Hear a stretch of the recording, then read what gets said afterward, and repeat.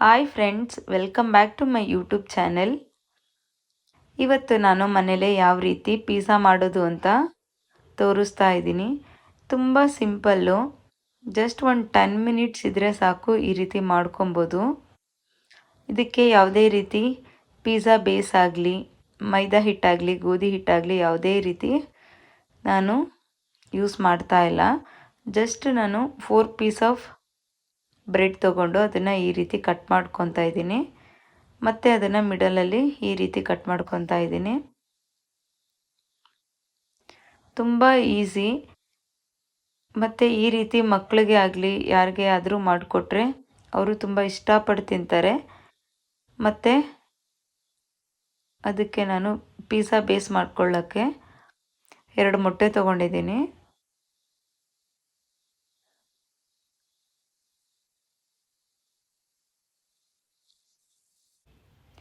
ಅದಕ್ಕೆ ನಾನು salt, pepper ಮತ್ತು ಚಿಲ್ಲಿ ಪೌಡರ್ ಹಾಕಿ ನೀಟಾಗಿ ಮಿಕ್ಸ್ ಮಾಡ್ಕೊತೀನಿ.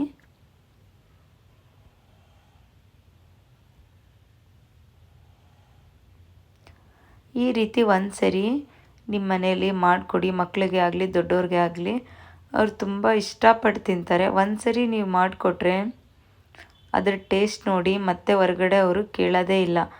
ಮನೇಲೇ ಪಿಜ್ಜಾ ಮಾಡಿಕೊಡಿ ಅಂತ ಕೇಳ್ತಾರೆ, ಅಷ್ಟು ಚೆನ್ನಾಗಿರುತ್ತೆ. ಇದಕ್ಕೇನಿಲ್ಲ, ಜಸ್ಟ್ 1 ಸ್ಪೂನ್ ಬೆಣ್ಣೆ ಈ ರೀತಿ ತವಾ ಮೇಲೆ ಸ್ಪ್ರೆಡ್ ಮಾಡಿಕೊಂಡು, ಸ್ವಲ್ಪ ಜಾಸ್ತಿನೇ ಬೆಣ್ಣೆ ಹಾಕ್ಕೊಂಡ್ರೆ ಟೇಸ್ಟ್ ತುಂಬ ಚೆನ್ನಾಗಿ ಬರುತ್ತೆ. ಅದಕ್ಕಾದಾದಮೇಲೆ ನಾನು ಈ ರೀತಿ ಬ್ರೆಡ್ನ ಹಾಕ್ಕೊತೀನಿ. ಎಷ್ಟು ದೊಡ್ಡದಾಗಿ ಮಾಡ್ಕೊಬೋದು ಅಷ್ಟು ದೊಡ್ಡದಾಗೆ ನೀವು ಈ ರೀತಿ ಇಟ್ಕೊಬೋದು.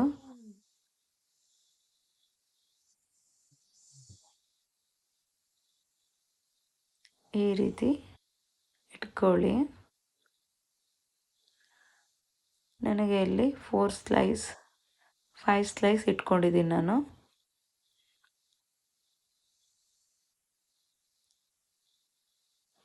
ಈ ರೀತಿ ಇಟ್ಕೊಂಡು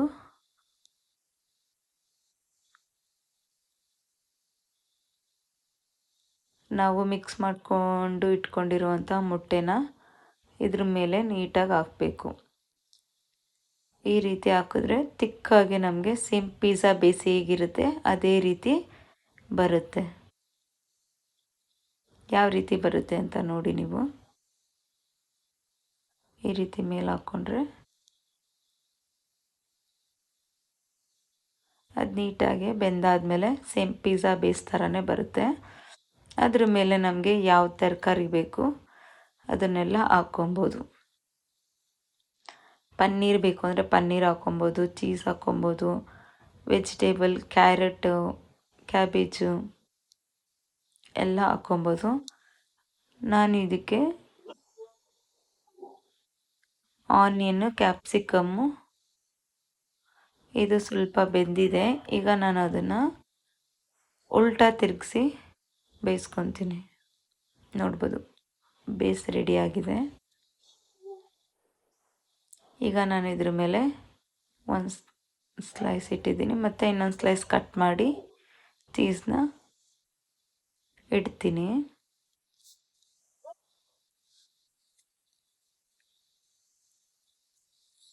ಚೀಸ್ ಹಾಕಿದ್ರೆ ಸೇಮ್ ಯಾವ ರೀತಿ ಇರುತ್ತೆ ಅಂಗಡಿಲಿ ಅದೇ ರೀತಿ ಬರುತ್ತೆ. ಮಕ್ಳಿಗೂ ಸ್ವಲ್ಪ ಖುಷಿಯಾಗುತ್ತೆ.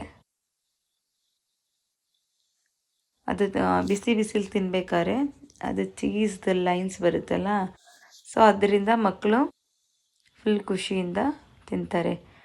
ಅದಾದಮೇಲೆ ನಾನು ಇದಕ್ಕೆ ಕ್ಯಾಪ್ಸಿಕಮ್ ಹಾಕ್ಕೊತೀನಿ. ನಾನು ಸಣ್ಣ ಸಣ್ಣದಾಗಿ ಈ ರೀತಿ ಕ್ಯಾಪ್ಸಿಕಮ್ ಕಟ್ ಮಾಡಿ ಇಟ್ಕೊಂಡಿದ್ದೆ. ಅದಾದಮೇಲೆ ಈರುಳ್ಳಿ ಹಾಕ್ಕೊತೀನಿ.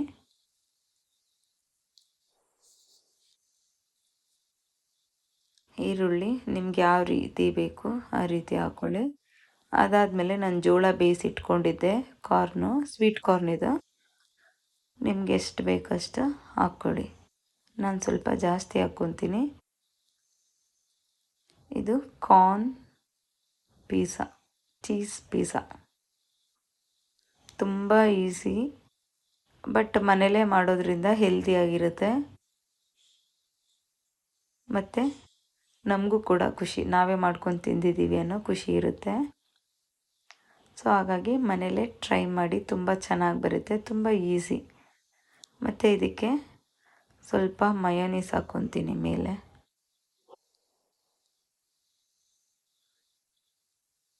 ಇದು ನಾನು ಮನೇಲೇ ಮಾಡಿರುವಂಥ ಮಯೋನೀಸು,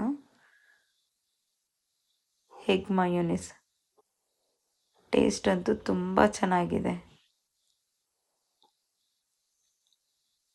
ಅದನ್ನು ನಾನು ನನ್ನ ಯೂಟ್ಯೂಬ್ ಚಾನಲಲ್ಲಿ ಹಾಕಿದ್ದೀನಿ, ಹೋಗಿ ನೋಡ್ಬೋದು ನೀವು. ಮತ್ತು ಈ ರೀತಿ ಆದಮೇಲೆ ಅದ್ರ ಮೇಲೊಂದು ಚೀಸ್ ಸ್ಲೈಸ್ ಇಟ್ಟು ಲಿಡ್ ಕ್ಲೋಸ್ ಮಾಡಿ ಒಂದು 3 ಮಿನಿಟ್ಸ್ ಬಿಡೋಣ. ನೋಡ್ಬೋದು ಅದು ಮೆಲ್ಟ್ ಆಗಿದೆ ಚೀಸು. ಈಗ ಅದಾಗಿದೆ, ಅದನ್ನು ನಾನು ಪ್ಲೇಟಿಗೆ ಎತ್ಕೊಂಡು ಕಟ್ ಮಾಡ್ಕೊತೀನಿ. ಇದು ನಾವು ಬ್ರೆಡ್ಡಲ್ಲಿ ಮಾಡಿದ್ದೀವಿ ಅಂತ ಅನ್ಸೋದೇ ಇಲ್ಲ. ಸೇಮ್ ಅಂಗಡೀಲಿ ಯಾವ ರೀತಿ ಇರುತ್ತೆ ಅದೇ ರೀತಿ ಇರುತ್ತೆ. ಒಂದು ಸರಿ ಟ್ರೈ ಮಾಡಿ ಹೇಗಿತ್ತು ಅಂತ ಹೇಳಿ. ನೋಡ್ಬೋದು ಎಷ್ಟು ಚೆನ್ನಾಗಿ ಬಂದಿದೆ ಅಂತ. ಅದೇ ಅಂಗಡಿಲೆಲ್ಲ ತೊಗೊಂಡ್ರೆ ಬೇಸೆಲ್ಲ ತುಂಬ ತಿಕ್ಕಾಗಿರುತ್ತೆ, ಮತ್ತು ಅದು ಮೈದಾ ಗಟ್ಟಿ ಅನಿಸ್ತಾ ಇರುತ್ತೆ.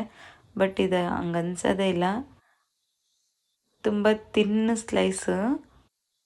ನೋಡಿ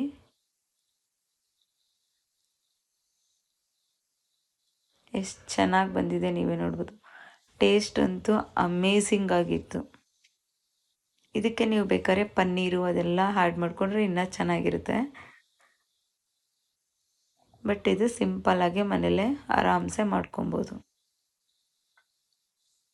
ಥ್ಯಾಂಕ್ ಯು ಫಾರ್ ವಾಚಿಂಗ್.